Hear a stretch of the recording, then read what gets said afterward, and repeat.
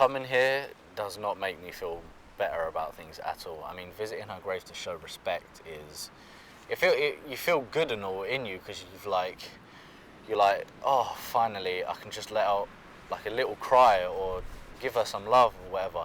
But it's not only visiting your nan, but it's like things around you, like gravestones from kids that range from like 2 days old to like 90 years old, and it's just like someone's life like at your feet. And coming here just doesn't make me feel better about things. Like, it just makes me feel sick, it makes me feel upset, tired, depressed, and how it just mentally just fucks with you forever. Obviously, growing up, she was the person that that was never at my house, but always the person I could most rely on. Obviously, if I needed something, I'd go to mum, dad, whatever. But she was the person that could really help you, regardless of the situation. And she'd do anything to make sure that what you wanted would happen.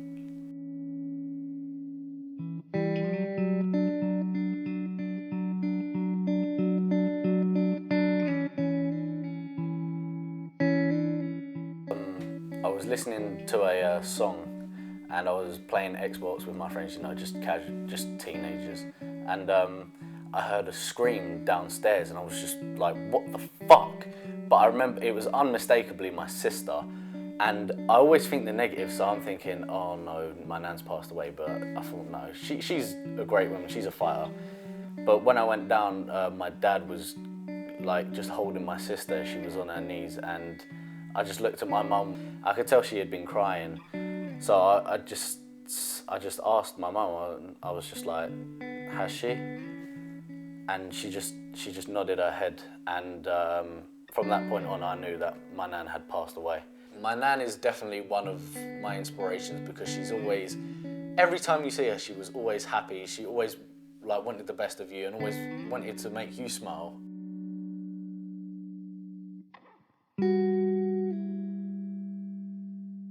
I was fine. I was just a happy-go-lucky teenager at like the ages of 14, 15, until it was like my granddad passed away, then my great-grand passed away, then my nan passed away, who was obviously the biggest, like the hardest hit.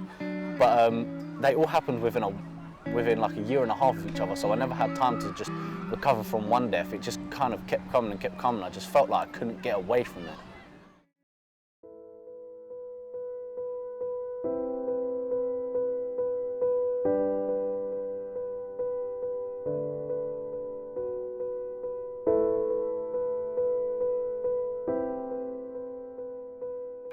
Visiting my nan was a one-time thing because that's why I remember it so vividly, because not only was she just sitting there like dying slowly in hospital, I hate saying that, but it was the fact that she was making us laugh, and even she was laughing, and it was just like, it felt so weird to me seeing someone so ill but just making jokes and that, and she was just one of the greatest people, and just to see her like dying but making everyone laugh was probably the best thing.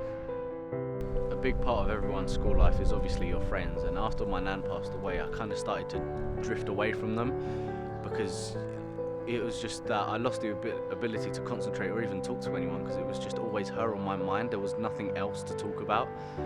I just lost sight of what was going on completely.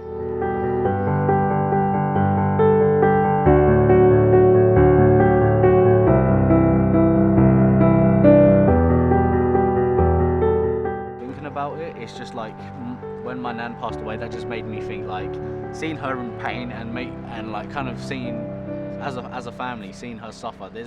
That just proves there's no fucking decent God in the world.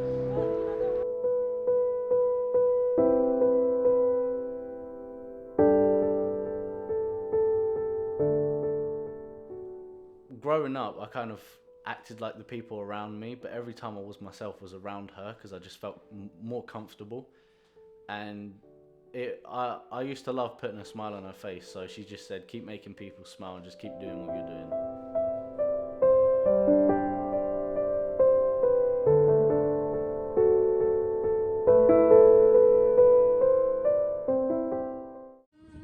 Yeah, looks like we made it. love you, Pam. Look how far we've come, my baby. We might have took the long way.